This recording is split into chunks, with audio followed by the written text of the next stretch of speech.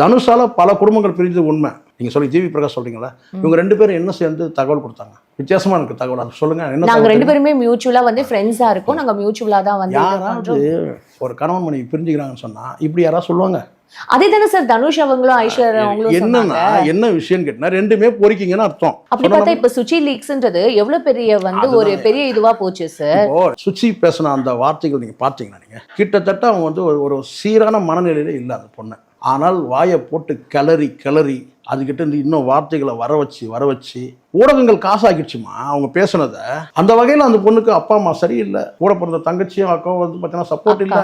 இந்த சைடில் வந்து கணவனும் இப்படி ஆயிட்டான், ஒரு கணவன் தான் அப்படி ஆயிட்டானா, 2வது நம்பி வந்து இவனும் ஆயிட்டான். அப்போ அந்த மனநிலை பாதிக்கப்பட்ட பெண் கிட்ட போயிட்டு நீங்கள் கேட்டிங்கன்னா அது கொட்டுது, அப்படியே கொட்டுது.